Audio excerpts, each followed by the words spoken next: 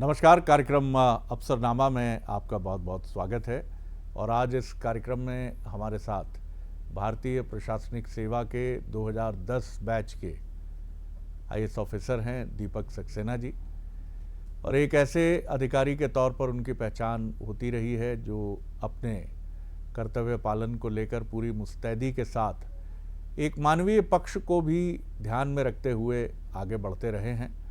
और यही वजह है कि मध्य प्रदेश की संस्कार धानी कहे जाने वाले महत्वपूर्ण ज़िले जबलपुर के मुखिया, प्रशासनिक मुखिया की जिम्मेदारी वो संभाल रहे हैं। तो मुलाकात करिए, मेरे साथ हैं जबलपुर कलेक्टर दीपक सक्सेना जी। सर, बहुत स्वागत करता हूं आपका अफसरनामा। जी, थैंक यू। नमस्कार जी, नमस्कार। दीपक जी, इस कार्यक्रम में हम थोड़े से पन्ने अतीत के पलटते हैं और पीछे जाकर देखने की कोशिश करते हैं आपके साथ। तो मैं आपको ले चलूँगा। पहले तो आपकी पृष्ठभूमि के बारे में हमें थोड़ा सा बताइए कि मध्य प्रदेश से ही हैं आप, और हैं तो कहाँ से, किस ज़िले से हैं, और किस तरह की पृष्ठभूमि परिवार में रही? क्या वहाँ कोई प्रशासनिक सेवा में पहले रहा? और 13-14 वर्ष की जो आपकी उम्र थी उस समय मन में सपना क्या था? 2-3 सवाल हैं, मिक्स हैं जी। जी, मैं वैसे बेसिकली रहने वाला उज्जैन का हूँ। मेरी शिक्षा दीक्षा पूरी उज्जैन में ही हुई है जी। मैंने एमएससी मैथमेटिक्स उज्जैन विक्रम विश्वविद्यालय से किया है। मेरे पिताजी एमपी इलेक्ट्रिसिटी बोर्ड में कार्यरत थे। और 13-14 साल की उम्र के लिए आप बात करें तो मुझे नहीं लगता कि कोई दिमाग में बात उस समय रही होगी। आज की जनरेशन अधिक समझदार है, जो बहुत जल्दी कैरियर को प्लान कर लेती है। उस समय तो हम लोग संभवतः जो भी कर रहे होंगे उसी का आनंद उठाने में ज़्यादा मस्त थे। सोच भविष्य की उतनी चिंता रहती भी नहीं थी कि आगे जैसे जैसे होता जाएगा वैसे करते जाएंगे। कुछ उसी टाइप का भान रहा होगा। जी दीपक जी, जैसा आपने बताया कि 13-14 साल की उम्र में कोई जहन में ये चीज़ नहीं थी कि इस तरफ आगे बढ़ना है, इस तरफ से रास्ता तय करते हुए आगे बढ़ना है। लेकिन फिर भी कहीं से कोई ना कोई इंस्पिरेशन व्यक्ति को मिलता है। और जो आपकी पीढ़ी रही है उस समय साइंस का बड़ा क्रेज़ माना जाता था, या इंजीनियर बनो या डॉक्टर बनो। तो क्या आप पर भी इस तरह का कोई दबाव था? नहीं, दबाव तो नहीं था, लेकिन इच्छा मेरी जरूर थी। मेरा मैथमेटिक्स बड़ा प्रिय सब्जेक्ट था जी। और ऑलमोस्ट मेरे को हर क्लास में लगभग पूरे के पूरे नंबर मिलते थे मैथमेटिक्स में। तो इंजीनियरिंग की तरफ नो डाउट रुझान तो था कि इंजीनियर बनना, उस तरफ जाना है। तो वो पर किसी वजह से उसमें नहीं हो पाया। कालांतर में फिर इस तरह का बना कि भाई सरकारी नौकरी में जाया जाए। बहुत सारी एग्जाम्स दी, फिर प्रशासनिक सेवाओं की तरफ भी आगे बढ़े। जी जी। तो फिर इस तरह का कोई प्रेशर लेकर आप आगे नहीं बढ़े? जी। मेरे परिवार में एक बात बहुत अच्छी थी कि मेरे पे किसी तरह का कोई प्रेशर नहीं था। इवन दैट मेरे भाई बहनों पे भी नहीं था। हमारे माता पिता बहुत संतोषी थे और वही संतोष उन्होंने हम सब बच्चों में भी दिया। तो किसी तरह की कोई बहुत अपेक्षाएं नहीं थी, किसी तरह का कोई दबाव नहीं था। खुद मेहनत करते रहे और आगे अपने सपने देखते रहे, बढ़ते रहे। तो जैसा आपने हमें बताया कि आप उज्जैनी से हैं, जो भारत की ही नहीं बल्कि विश्व की प्राचीनतम काशी की तरह नगरियों में से एक है और भगवान शिव की अनन्य स्थली है। तो बाबूजी, क्या पिताजी जो आपके रहे वो काफ़ी आध्यात्मिक व्यक्तित्व भी रहा? और मैं वही धारा आपकी तरफ भी आते हुए देख रहा हूँ। ना तो मेरे पिताजी आध्यात्मिक थे ना मैं हूँ। अच्छा जी। बहुत प्रैक्टिकल था जी। माताजी मेरी जरूर बहुत आध्यात्मिक है, उनके अंश जरूर मुझ में है थोड़े से। जी जी। तो मुझे लगता है कि प्रैक्टिकल होना भी अध्यात्म का एक बहुत बड़ा गुण है, क्योंकि गीता तो पूरी बात ही व्यवहारिक दर्शन की करती है। आप सही कह रहे हैं। कर्म के प्रति यदि आप सापेक्षिक दृष्टि रख रहे हैं तो मुझे लगता है उससे बड़ा अध्यात्म कुछ हो नहीं सकता। तो जैसा आपने बताया कि पिताजी एक बहुत प्रैक्टिकल और बहुत व्यवहारिक व्यक्ति थे। उज्जैन से ही आपका प्रॉपर जुड़ाव है मालवा से, या मूल रूप से आप लोग कहीं और से रहे हैं? मूल रूप से तो मेरा जो बर्थ है वो गुना का है, गुना डिस्ट्रिक्ट जो है वहाँ पे। और मैं जब क्लास 5 में था उस समय पिताजी का ट्रांसफ़र उज्जैन हो गया था। इसके बाद पूरे टाइम फिर हम उज्जैन ही रहे। उज्जैन में ही रहा जी। ये विचार आपने बीएससी किया, या क्या आपका ग्रेजुएशन किस डिसिप्लिन में? मैंने एमएससी किया है मैथमेटिक्स में। मैथमेटिक्स में, और जाहिर है उसके पहले बीएससी ही हुआ होगा। तो बीएससी और एमएससी मैथमेटिक्स से हुआ। फिर ये विचार किस समय ये बीजारोपण मन में हुआ कि भारतीय प्रशासनिक सेवा की तरफ अब बढ़ना है? आप आश्चर्य करेंगे, मेरा काफ़ी दिनों बाद हुआ। अच्छा। बेसिकली जब मैं एमएससी कर रहा था तो पहले मेरा जो फैमिली बैकग्राउंड जिस टाइप का है, लोअर मिडिल क्लास का, उस समय प्रायोरिटी केवल एक थी, कैसे भी करके एक नौकरी मिल जाए। बिल्कुल सही कह रहे हैं। तो मैंने एमएससी करते करते बैंक का एग्ज़ाम दिया और फर्स्ट अटेम्प्ट में ही मेरा बैंक का एग्ज़ाम क्लियर हो गया जी। उस समय फिर कुछ लोगों ने मुझे कहा कि नहीं यार, तुम्हें कुछ प्रतिभा और है, कुछ और मेहनत करो। तब फिर मेरा ध्यान लोक सेवा आयोग और संघ लोक सेवा आयोग के एग्ज़ाम्स की तरफ गया। जी जी। कोशिश यही पढ़ाई करते थे, उस समय ऐसा हुआ कि पहले अटेम्प्ट में मेरा पीएससी का प्रीलिम्स भी सिलेक्ट हो गया। तो फिर एक आशा की किरण जगने लग गई कि नहीं, अपन आगे बढ़ सकते हैं। फिर मैंने बैंक की नौकरी छोड़ी और पूरा ध्यान फिर इस फील्ड में लगाया। जी जी जी। तो आपके सब्जेक्ट, जब राज्य प्रशासनिक सेवा के लिए आप मध्य प्रदेश पीएससी में अपेयर हुए तो उस समय आपके सब्जेक्ट क्या थे? उस समय मेरे सब्जेक्ट हिस्ट्री और एंथ्रोपोलॉजी थे। मतलब मैथमेटिक्स में मैं अच्छा था, फिर भी उस समय मैथमेटिक्स का ज़्यादा सिलेक्शन होता नहीं था। जी हाँ। हिस्ट्री वगैरह को लेकर ज़्यादा रुझान था, तो फिर मैंने इस तरफ स्विच ओवर किया था। जी जी जी जी। तो हिस्ट्री और एंथ्रोपोलॉजी को लेकर आप आगे बढ़े। जी जी। और जब सिलेक्शन हुआ, एक बड़ा सपना पूरा होता है दीपक जी, तो कई सारे मिक्स्ड एक रिएक्शन और थॉट्स दिमाग में होते हैं। जो कुछ ऐसे भी होते हैं जो थोड़ा एंक्शस करते हैं, हमको चिंतित करते हैं, और प्रसन्नता तो स्वाभाविक है ही कि एक बहुत बड़ा मोर्चा जो है उसको हमने फतेह कर लिया है। उस समय आपकी रिएक्शन क्या थी जब आपको लगा कि जीवन का एक बड़ा टारगेट आपने हासिल कर लिया है? तो उस समय क्या? मैं द्विवेदी जी मेरी बात बताऊं आपको जी। तो मैं उस समय इतनी मेहनत कर रहा था कि मैं पूरा कॉन्फिडेंट था और कि मेरे को कुछ ना कुछ सफलता जरूर मिलेगी जी। तो इस कारण मेरे को बहुत ज़्यादा असर तो उस समय पड़ा नहीं। कई सारे टारगेट लेके उस समय भी चल रहे थे जी। और एक गोल ये जरूर था कि भाई चूंकि मैं एक दो नौकरियां पहले ऑलरेडी छोड़ चुका था तो मुझे पता था कि इस नौकरी में ही मेरे को जाना है, इसके अलावा कोई दूसरा विकल्प है नहीं। तो मेहनत के लिए मेंटली पूरी तरीके से प्रिपेयर था। एक बात जरूर थी कि उस समय बहुत ज़्यादा मध्य प्रदेश के बच्चे सिलेक्ट होते नहीं थे जी। पढ़ाई का माहौल नहीं था, किताबें नहीं मिलती थी उस समय। स्टडी मटेरियल इकट्ठा करना ये एक बहुत बड़ी समस्या थी।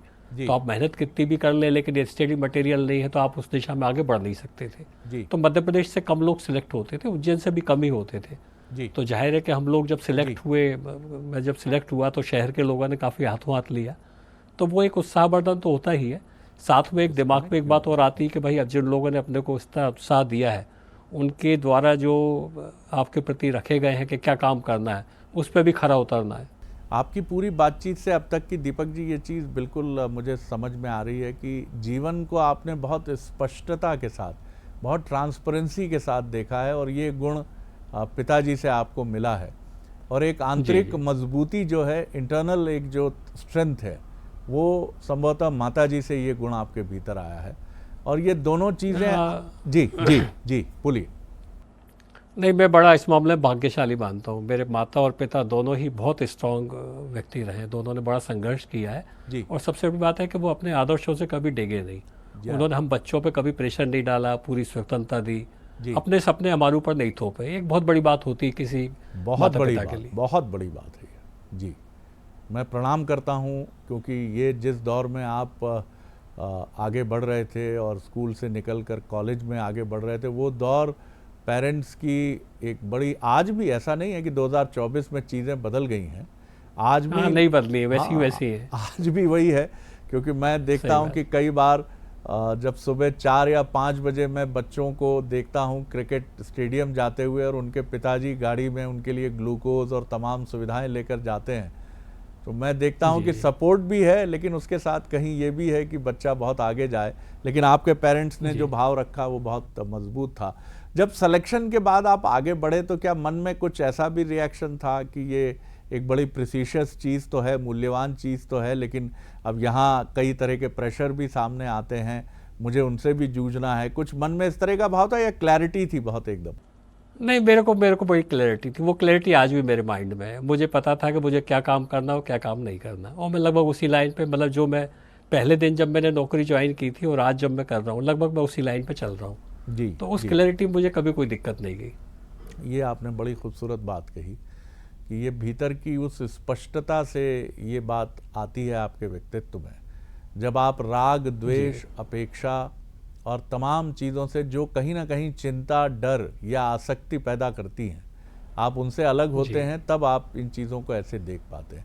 उन विद्यार्थियों जैसे जब लोग बात करते हैं इस बात की कि बहुत दबाव आता है जी, तो मैं जब मेरा इतना लंबा कार्यकाल देखता हूँ तो मेरे को, मतलब मुझे समझ में याद नहीं आता कब दबाव आया। या किस तरह का है? लोग अपनी बात आपके सामने रखते हैं। जी, बातों को आपको समझ के उसको स्वीकार करना है कि नहीं स्वीकार करना है, वो अपने हाथ में होता है। लोग तो आप अपनी समस्याएं आपको बताएंगे ही, अपनी अपेक्षाएं आपको बताएंगे ही सही। तो मैंने उसी तरीके से हमेशा, जब भी कभी मान लो जिसको लोग दबाव कहते हैं, उसको कहा भी होगा तो मैंने उसी तरीके से उसको लिया हमेशा। बहुत अच्छी बात कही दीपक जी। और आप ही की फ्रेटर्निटी के एक ऑफिसर का जब मैं इंटरव्यू कर रहा था तो उन्होंने भी कुछ इसी तरह की जैसी बात आपने की है। उन्होंने ये कहा कि शरद जी, ना दुनिया का नो, ना दुनिया का सबसे कीमती शब्द है, जैसे हाँ भी है, लेकिन ना की कीमत उससे भी अधिक है। लेकिन ना कहते समय आपकी भाव भंगिमा, आपके चेहरे के भाव बहुत महत्वपूर्ण होते हैं कि उसमें एरोगेंस है, उसमें उपेक्षा है, उसमें सामने वाले को नीचा दिखाने की भावना तो नहीं है।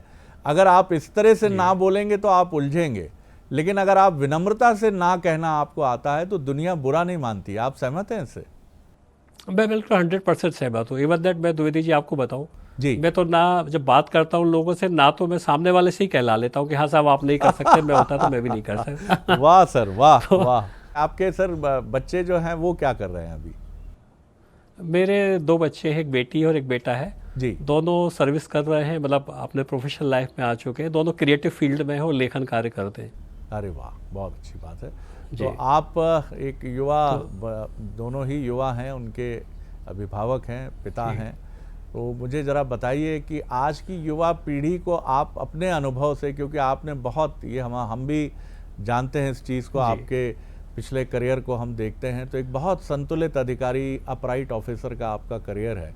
ज़रा हम युवा पीढ़ी को ये बताइए कि वो चाहे पढ़ाई पर फोकस कर रहे हों, अखिल भारतीय सेवा या राज्य प्रशासनिक सेवा, पुलिस सेवा की तैयारी कर रहे हों, क्या चीज़ सबसे अधिक महत्वपूर्ण है?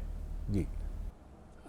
मुझे जो अभी लगता है, आजकल के मैं नए बच्चों को देखता हूँ या मेरे साथ जो लोग काम कर रहे हैं उनको मैं देखता हूँ, एक बहुत बड़ा परिवर्तन जो अब आया है वो ये आया कि लोगों की आपके साथ कम्युनिकेशन बहुत बढ़ गया है।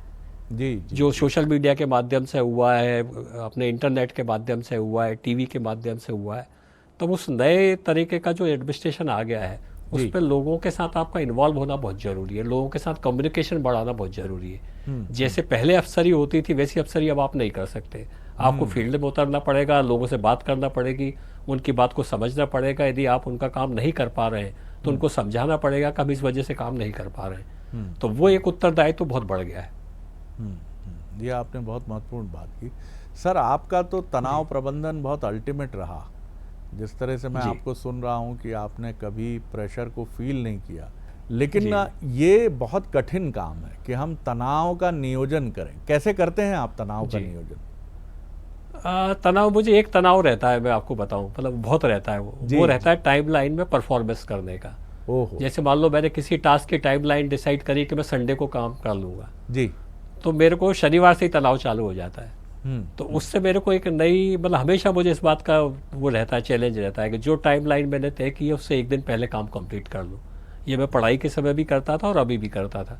वो जरूर लास्ट मोमेंट पे यदि काम नहीं निपट पाता है तो एक टेंशन आता है, वो टेंशन मेहनत करके दूर हो जाता है। फिर मुझे रात को भी जगना पड़े, सुबह भी जल्दी उठना पड़े, कुछ एक्स्ट्रा टाइम भी देना पड़े, तो वो मेरा स्वभाव है, मुझे देना पड़ता है। कमाल है सर, ये तो बहुत बड़ा मंत्र आपने आज हमको दिया। ख़ासतौर से मैं उन युवाओं से जो इस प्रोग्राम को बहुत रुचि से देखते हैं, मैं उनसे कहूँगा कि देखिए, ये तनाव का एक सकारात्मक रूप है, ये निगेटिव नहीं है साहब। ये तनाव का ये जो रूप है ना, इसको आप देखिए कि टाइमलाइन के पहले मैं पूरा कर लूँ इसको, तो उससे आप कितने रिलैक्स होते हैं कि आपका प्रेजेंटेशन है बहुत महत्वपूर्ण, या आपका रिवीजन है एग्ज़ाम के पहले, और आपने सोचा है कि ये तो सुबह तक जाएगा, 2 घंटे पहले तक परीक्षा के, और अगर आपने उसको 1 दिन पहले या 2 दिन पहले कर लिया है तो आप कितने तनाव मुक्त होंगे। सर, ये कहाँ से सीखा आपने? अपने अनुभव से सीखा या कहीं से ये लर्निंग मिली आपको? ये अपने ऑटोमेटिकली आ गई, मतलब मैंने, ऐसा आप किसी का नाम पूछे कि उसको देख के मैंने सीखा या कुछ किया, तो वैसा नहीं, ये मेरे स्वभाव में ही शुरू से ही रहा जी। और मेरे इस स्वभाव की वजह से कभी, मतलब मेरे साथी लोग भी थोड़ा मुझे लगता है परेशान रहते होंगे, क्योंकि मैं फिर वो टास्क उनको भी देता हूँ तो उनसे भी अपेक्षा करता हूँ कि थोड़ा समय से पहले काम कंप्लीट कर लें। जी जी जी जी, वाह, ये बड़ी अच्छी बात है। और ऐसा भी कभी कोई जीवन में अवसर आया ही होगा, कई बार आता है, या आपने अपनी इस स्किल से वैसा मौका कभी आने नहीं दिया कि आपको बहुत स्ट्रेस हुआ हो कि टाइमलाइन में मीट आउट करने में बड़े चैलेंज थे? द्विवेदी जी, एक चीज़ और है मेरे साथ, मतलब जो मुझे लगता है कि काफ़ी लोगों के साथ होना चाहिए जी, वो ये होना चाहिए कि आपको हार मानने के लिए भी क्षमता होनी चाहिए। यदि आपको लगे कि ये नहीं हो पा रहा है तो आपको तत्काल टास्क को चेंज कर लेना चाहिए। कमाल है सर, अपना कमाल है, चैलेंज क्या बदल लेना बात है, चाहिए। मैं बहुत अप्रिशिएट तो करता हूँ वो आपकी ये इस बात वो को। जी जी जी जी जी तो वो मैं बहुत जल्दी कर लेता हूँ। मेरे को जैसे ही लगता है मैं लोगों से बात करता हूँ, अपने साथी अधिकारियों से बात करता हूँ, परिवार के लोगों से बात करता हूँ। यदि मुझे लगता है कि मैंने कोई चैलेंज ऐसा ले लिया है जो टाइमलाइन में नहीं हो पाएगा तो मैं उसको खट से कम कर लेता हूँ। मतलब वो मैं हमेशा परिवर्तनशील रहता हूँ, जी सभी जी के जी, सुझाव सुनता हूँ और अपने हिसाब से फिर गोल चेंज करता रहता हूँ। बिल्कुल सही है सर। और गीता में कृष्ण भी यही बात, इसके ही मूर्ति मंत्र प्रतीक हैं वो, कि जहाँ 2 जी, कदम आगे बढ़ना है और 4 कदम पीछे हटना है तो दोनों में कोई झिझक नहीं होनी चाहिए। 2 कदम आगे उसको बढ़े मैं हैं। कभी मैंने ईगो पे नहीं लिया उसको कि मैंने जी ये हाँ, कर जी लिया हाँ, था या बिल्कुल मैंने ठीक। इनको ही बता दिया था।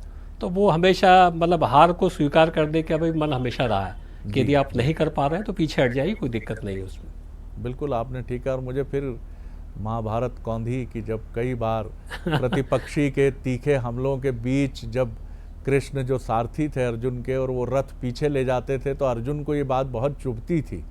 वो कहते थे कि जी, माधव ये क्या कर रहे हो, पीठ दिखाना शोभा नहीं देता। तो वो कहते थे नहीं नहीं हाँ, अर्जुन, तुम अभी समझ नहीं रहे हो, तुम भी थके हो और इस समय उनसे लड़ना संभव नहीं है।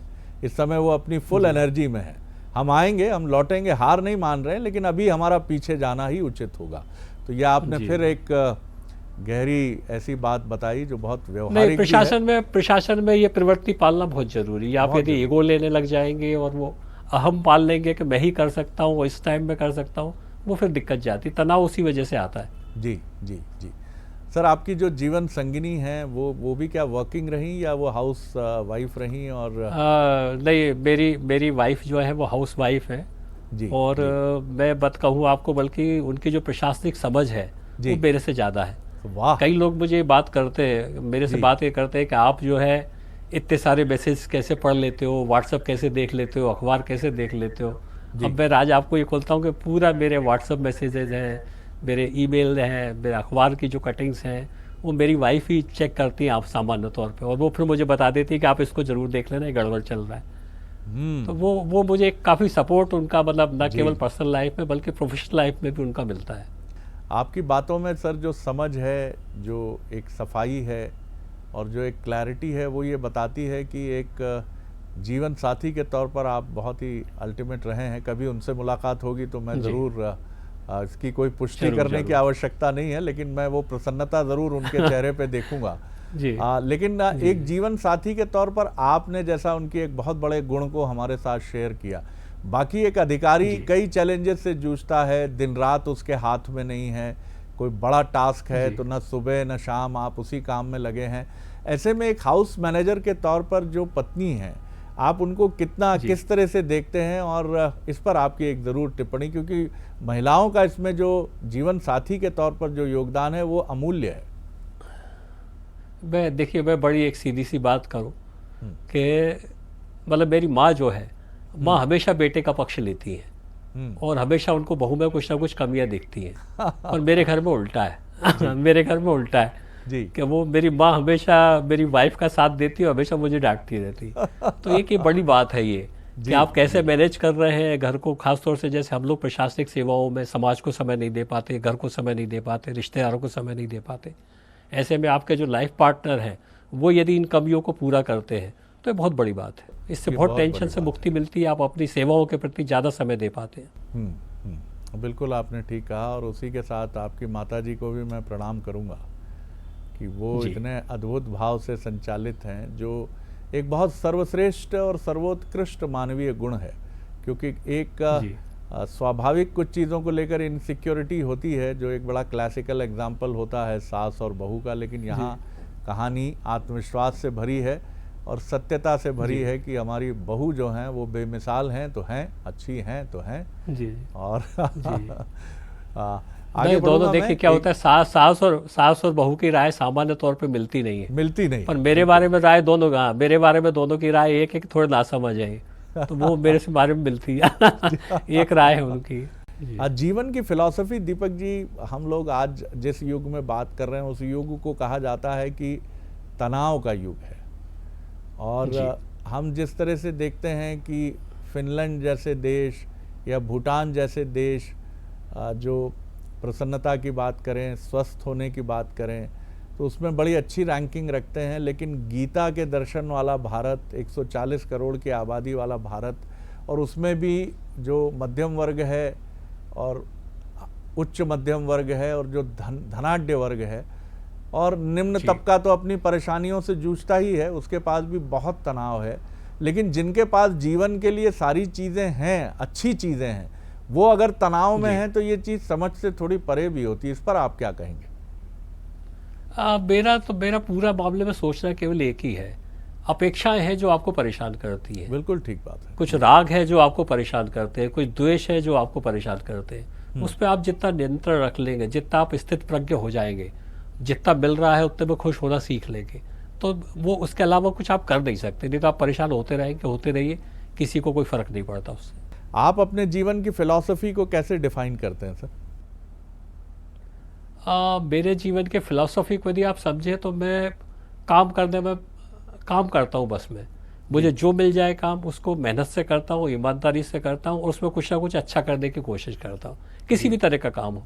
जी, मेरे को इतने लंबे कार्यकाल में बहुत छोटे काम भी मिले, बहुत बड़े काम भी मिले, जिनको लोग समझते हैं कि बहुत अच्छी पोस्टिंग्स हैं, जिनको लोग समझते हैं कि बहुत बकवास पोस्टिंग्स हैं, वो भी मिली। मेरे को जहाँ भी जैसा मौका मिला, मैंने अपने मन के साथ एक अच्छा काम करने की कोशिश की, और कोशिश की कि सिस्टम में कुछ ऐसा चेंज कर पाऊँ जिससे कि लोग कह सके कि नहीं कुछ परिवर्तन हुआ है। और मुझे लगता है वो एक सेटिस्फेक्शन देता है काम में आपको। जी हाँ, जी हाँ, जी हाँ, बिल्कुल आपने ठीक कहा। ये एक बहुत संतुष्टि देता है। अभी आपने भी बतौर कलेक्टर जबलपुर में जिस तरह से कुछ स्कूलों की, निजी स्कूलों की कथित मनमानी पर आपने लगाम लगाने की जो कोशिश की, मेरे ख्याल से 18 के आसपास स्कूलों की संख्या थी, उसकी बड़ी चर्चा रही, लोगों ने उसको बहुत अप्रिशिएट किया। लेकिन एक जज की तरह एक प्रशासनिक अधिकारी भी दोनों पक्षों के बीच में खड़ा रहता है। एक पक्ष शिकायतकर्ता होता है और दूसरा पक्ष है जो शायद आरोपों के कटघरे में खड़ा होता है।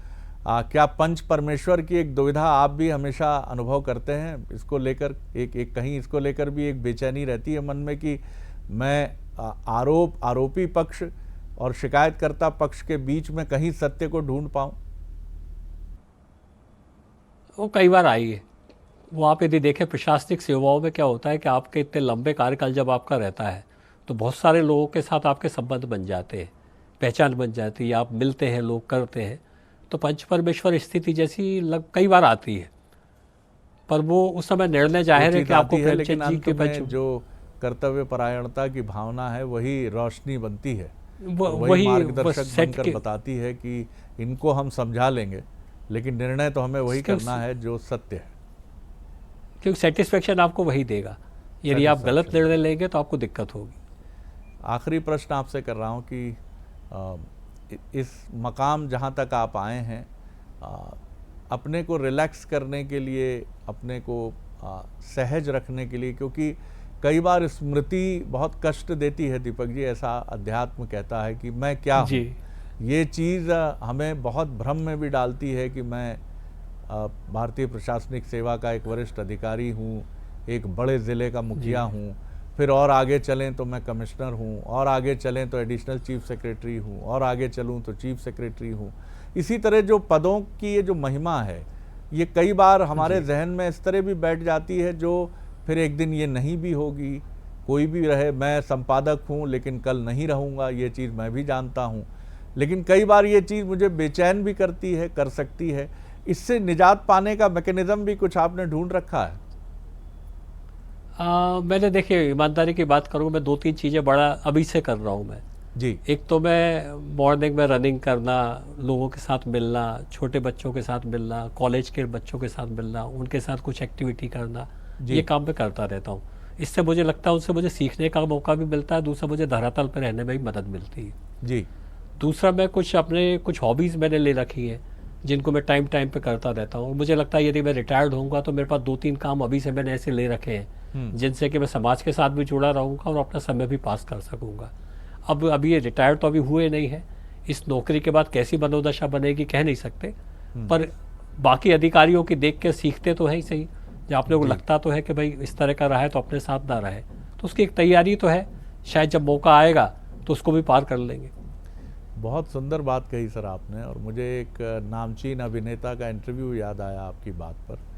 उन्होंने ये कहा था कि जैसे अपना करियर प्लान किया जाता है वैसे ही रिटायरमेंट भी प्लान होना चाहिए, बल्कि रिटायरमेंट और बेहतर तरीके से प्लान होना चाहिए, क्योंकि ये 20 साल में आप रिटायर नहीं होते हैं, आप 60 साल में रिटायर होते हैं। तो आपके लिए बहुत ज़रूरी है कि आपका रिटायरमेंट बहुत ही बढ़िया ढंग से प्लान हो।